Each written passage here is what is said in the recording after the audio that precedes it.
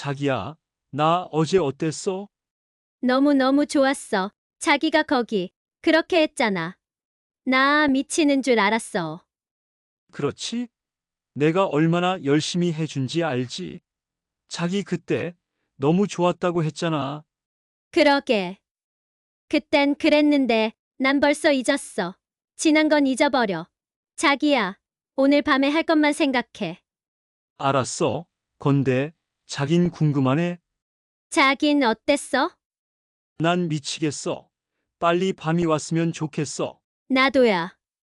빨리 또 하고 싶다. 안녕하세요. 오늘은 서울에서 얼마 전에 돌싱이 된 30대 중반의 한지원님의 사연을 전하겠습니다.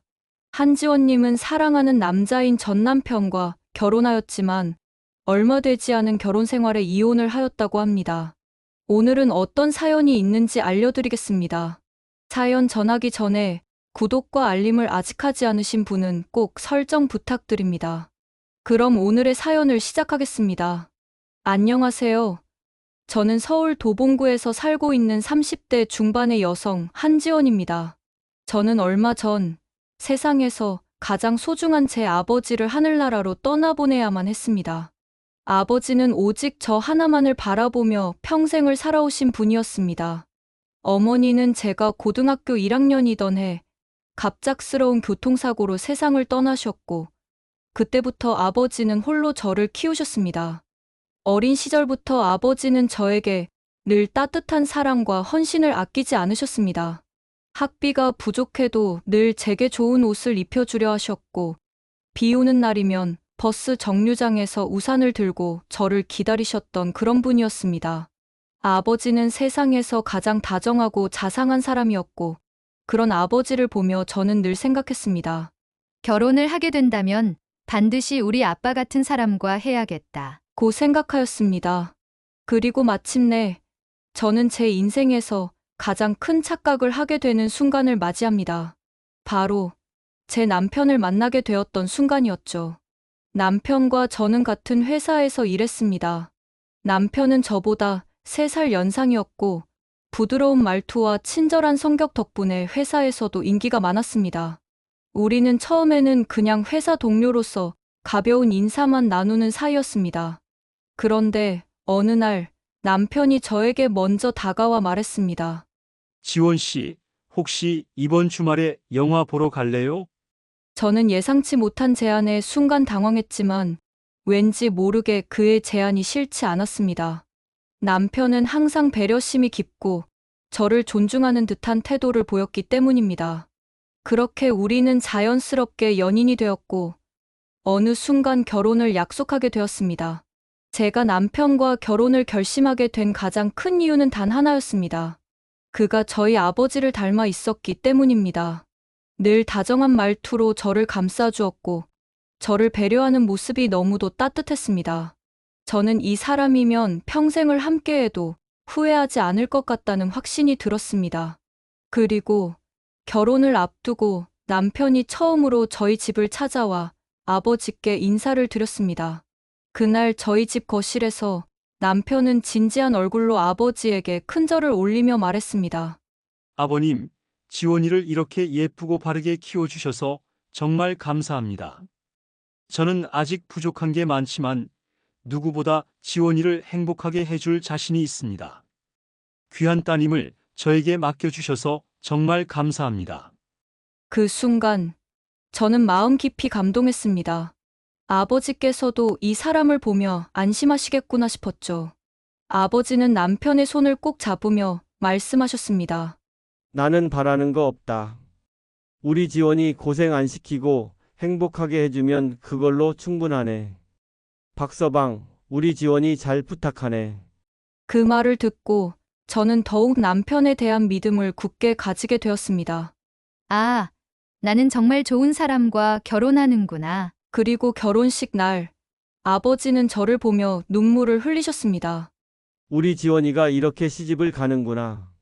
아버지의 울먹이는 목소리를 들으며 저는 더욱 이 결혼이 행복한 미래로 이어질 것이라고 굳게 믿었습니다.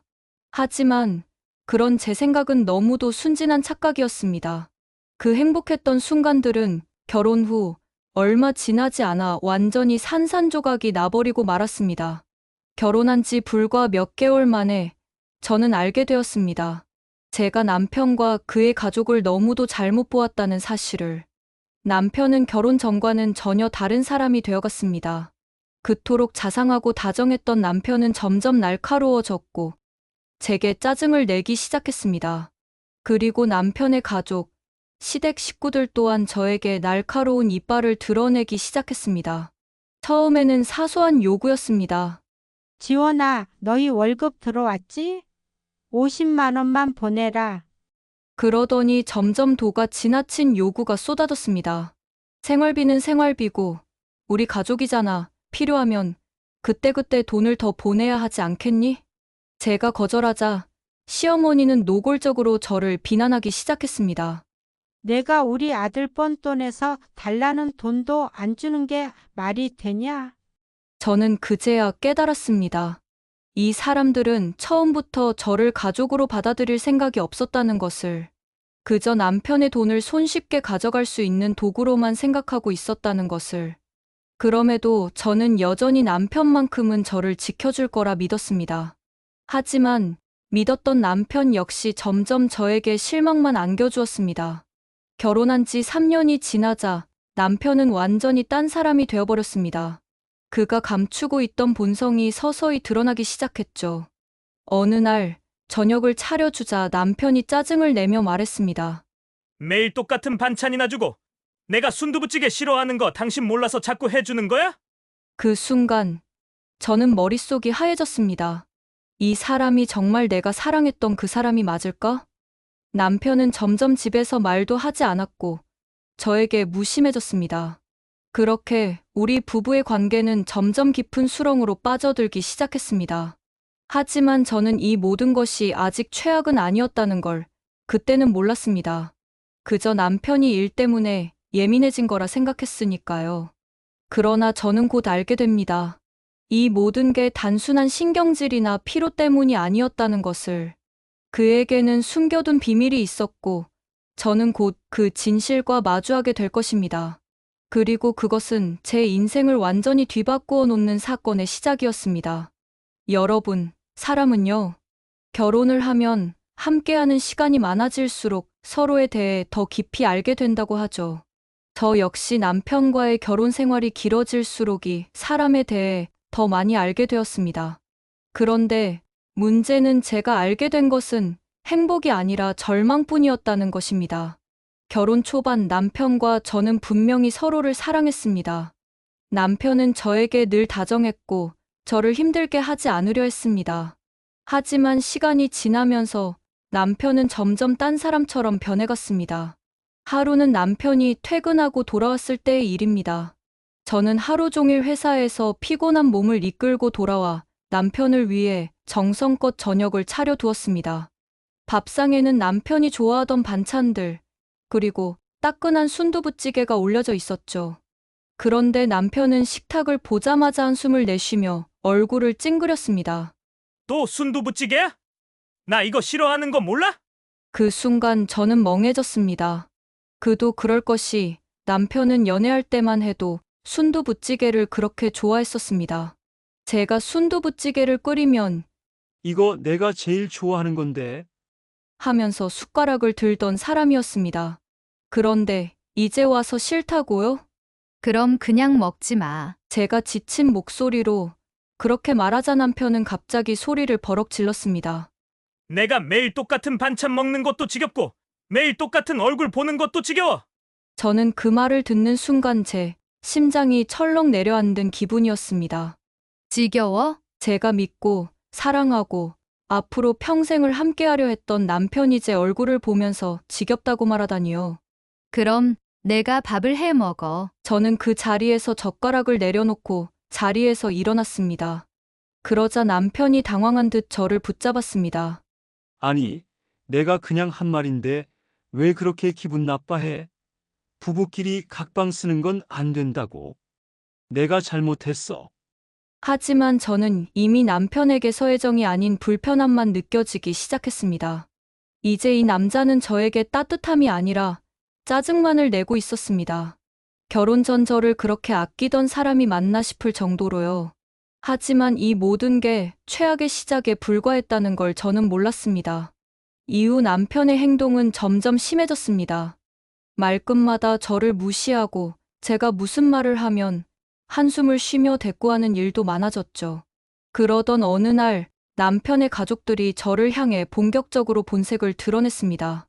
그날은 평소처럼 집안일을 마치고 소파에 앉아 잠시 쉬고 있을 때였습니다. 그때 시어머니에게서 전화가 걸려왔습니다. 지원아, 너희 월급 들어왔지?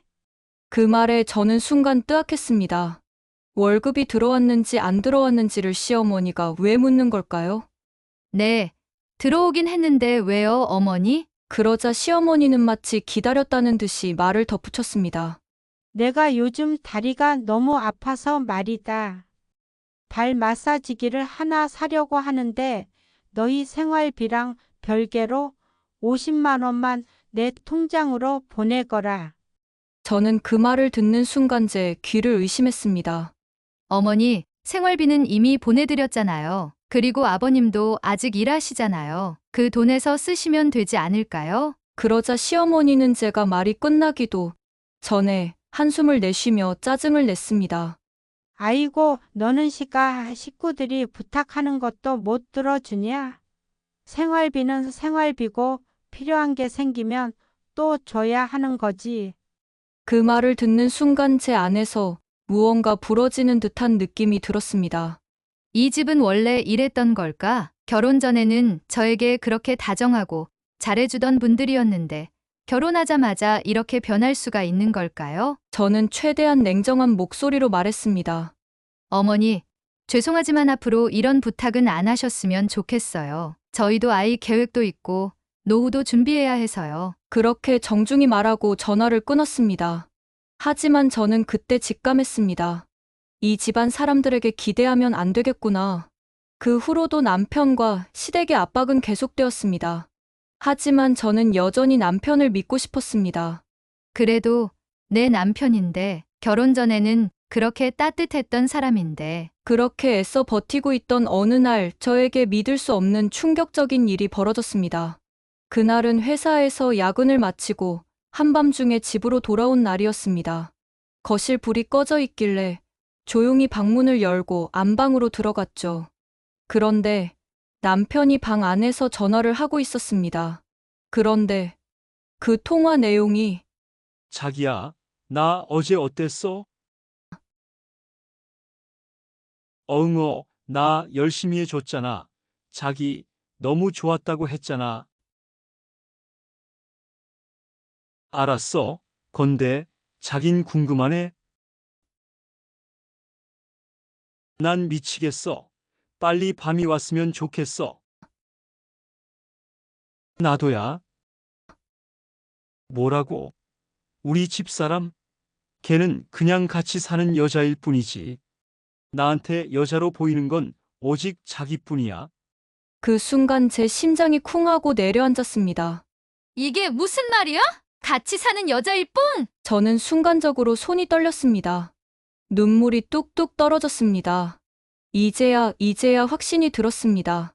이 사람은 더 이상 내 남편이 아니라는 것. 그리고 이 결혼은 이미 끝났다는 것. 그렇다면 내가 해야 할 일은 단 하나뿐이었습니다. 복수해야 한다.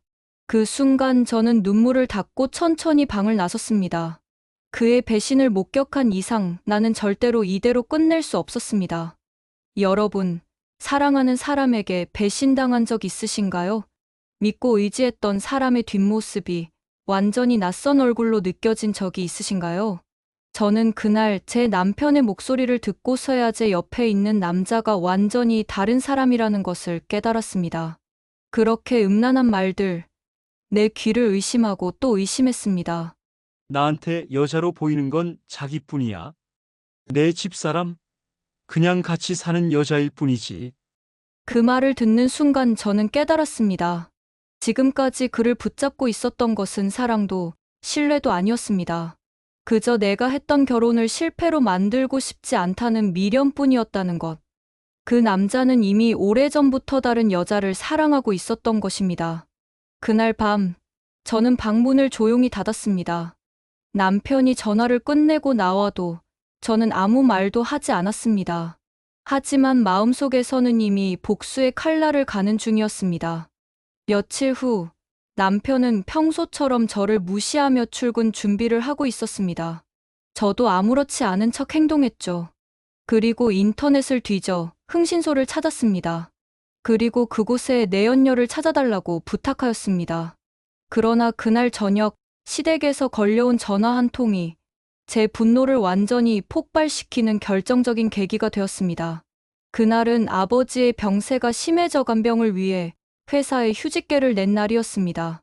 아버지는 제 손을 꼭 붙잡고 지원아, 괜찮다. 아빠는 내가 이렇게 곁에 있는 것만으로도 행복하다. 라고 말씀하셨습니다. 그런데 그 따뜻한 순간을 깨트린 것은 시어머니의 전화였습니다. 지원아, 너희 아빠 이제 얼마나 사실 것 같니?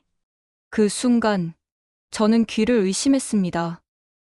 네, 아니, 내가 괜한 걸 묻는 게 아니고 너희 아빠 돌아가시면 그 집 누구한테 상속되는 거야? 그 순간 제 손끝이 차가워졌습니다. 이게 사람이 할 수 있는 말인가요? 어머니, 지금 무슨 말씀이세요? 아이고, 그런 눈으로 보지 마라. 내가 나쁜 마음이 있어서 그런 건 아니고 우리 가족도 이제 이사 갈 때가 됐으니까 너희 아빠 집이 그렇게 넓다며? 우리 가족이 들어가 살면 아주 좋겠지? 그 순간 제 안에 있는 분노가 온몸을 타고 올라오는 걸 느꼈습니다. 어머니, 지금 저희 아빠가 살아계시는데 어떻게 그런 말씀을 하세요? 아휴, 그러니까 미리미리 계획을 세우자는 거지. 그리고 우리 가족끼리는 나누고 살아야 하는 거 아니겠니? 너도 이제 남편이랑 더 잘 살려면 이런 부분에서 융통성 있게 나와야 해. 그 말을 듣는 순간 제게는 더 이상 참을 이유가 없었습니다. 이 집안 사람들은 우리 아빠가 살아있는 동안에도 그분이 남긴 재산만을 노리고 있었습니다. 저는 바로 시어머니에게 대답했습니다. 어머니, 좋은 생각이세요. 그래서 이사 갈 날짜는 언제로 생각하고 계세요? 그러자 시어머니는 신이 나서 말했습니다. 아이고, 너도 이제 좀 철이 드는구나. 다음 주에 이사 갈 건데 너희 아빠 방을 우리 부부가 쓰면 좋겠어. 그리고 너희 작은 아버지도 방 하나 써야 하니까 지원아, 너랑 내 남편은 거실에서 지내면 되겠구나.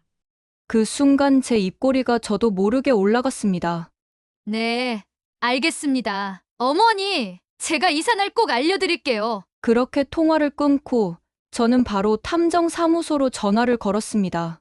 조사의 진척이 얼마나 되어 가고 있는지 궁금하였습니다.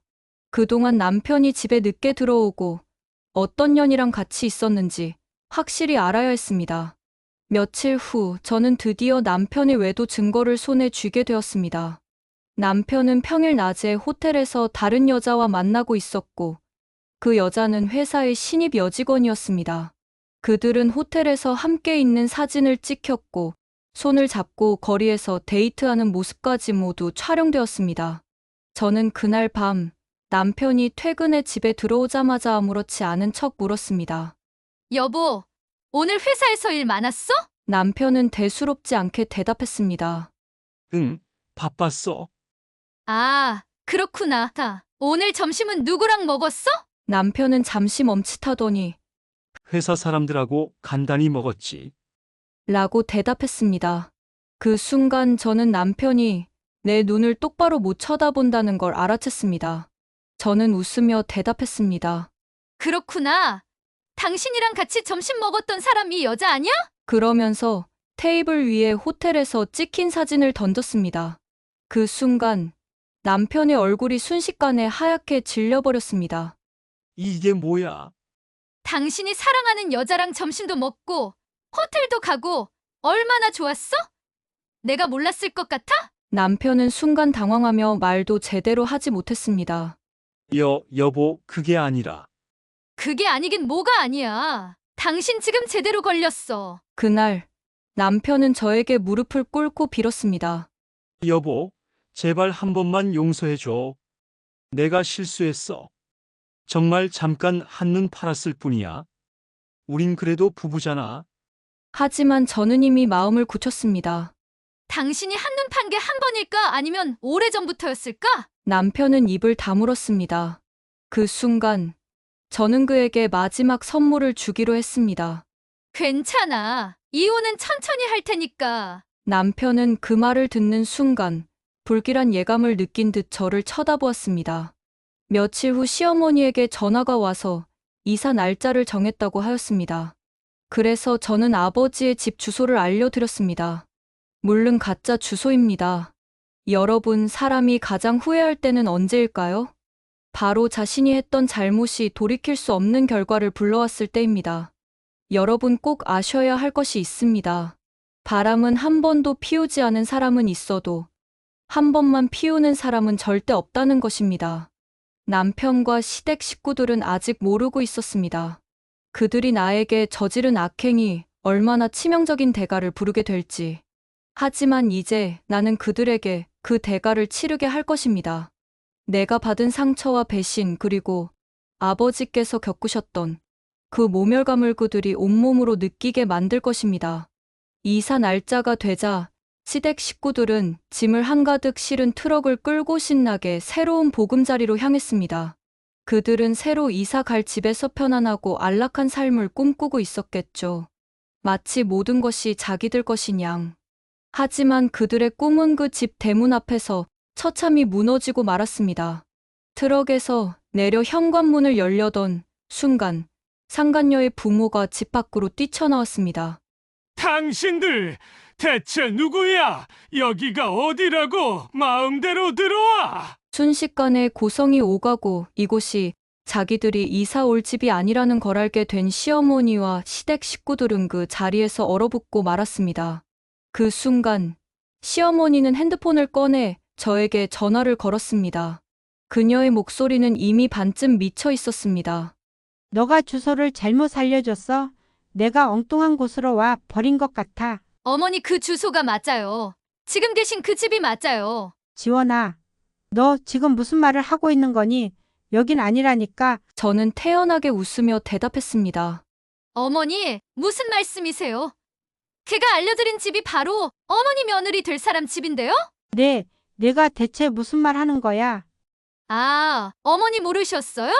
어머니 아들, 그러니까 제 남편이 몰래 바람을 피운 상대 집이에요. 이제 어머니 가족들과 상간녀 가족이 함께 살면 되겠네요. 그 순간 시어머니가 비명을 지르며 소리를 질렀습니다. 이 미친년아.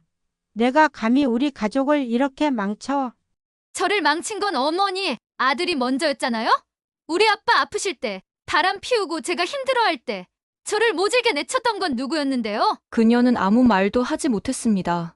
그리고 바로 그 순간 저는 핸드폰으로 상간녀 부모에게 통화를 넘겼습니다. 여보세요? 여기서 다투지 마시고 서로 잘 이야기해보세요. 이제 한 가족이 될 사이니까요. 저는 그 말을 남기고 전화를 끊었습니다. 그렇게 시댁 식구들은 한순간에 완전히 길바닥에 내쫓기고 말았습니다. 하지만 이게 끝이 아니었습니다.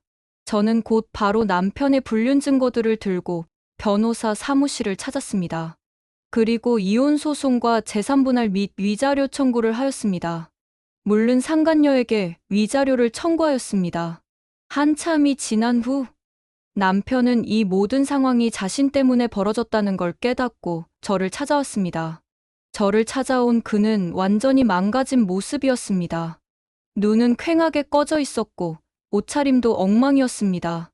지원아, 제발 내 얘기 좀 들어줘. 무슨 얘기? 우리 다시 시작하자. 내가 정말 잘못했어. 그는 울먹이며 제 손을 붙잡으려 했습니다. 하지만 저는 단 한 걸음도 물러서지 않았습니다. 잘못했어? 너는 아빠가 병원에서 누워 계실 때도 그 여자랑 호텔에서 만났지. 그런데 이제 와서 다시 시작하자고? 남편은 두 손을 모으고 저에게 빌었습니다. 지원아, 제발, 나 이제야 깨달았어. 난 너 없이 살 수 없어. 그 말을 듣는 순간 저는 너무도 기가 막혔습니다. 그래서 그에게 이렇게 말해주었습니다. 너는 이미 나 없이 살고 있었어. 우리 아빠가 병원에 계실 때도 넌 나 없이 살았어. 내가 울면서 밤을 새우던 날에도 넌 다른 여자랑 웃고 있었잖아? 남편은 말없이 눈물을 흘렸습니다. 그러자 저는 그의 얼굴을 똑바로 보며 마지막으로 말했습니다. 너는 이제 나한테 아무것도 아니야. 그 순간 남편은 손을 부들부들 떨었습니다. 하지만 저는 더 이상 그가 불쌍하지 않았습니다. 오히려 시원했습니다. 지원아, 나 정말 후회해. 그런 거 안 궁금해. 너 같은 인간은 후회라도 해야지.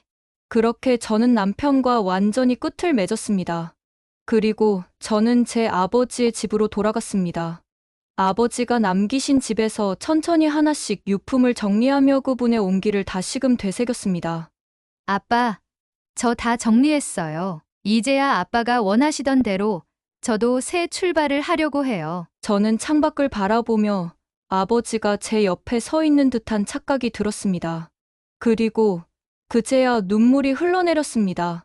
아빠, 정말 보고 싶어요. 그렇게 저는 눈물을 흘리며 다시 제 인생을 살아가기 위해 한 발짝을 내디뎠습니다. 남편은 이혼 후 완전히 몰락했습니다. 바람을 피운 상대는 남편이 가진 것이 없다는 걸 알고 그를 차버렸습니다. 시댁 식구들은 빌라 전세집을 구하지 못해 친척 집을 전전하며 살고 있다고 했습니다. 그리고 시어머니는 결국 병을 얻어 병원 신세를 지게 되었습니다. 그들은 이제야 깨달았을까요? 자신들이 얼마나 큰 죄를 저질렀는지를. 하지만 그들이 후회한다고 해도 이미 늦었습니다. 한지원 씨는 아버지를 떠나보낸 후 신혼집을 정리하며 새로운 시작을 준비했습니다.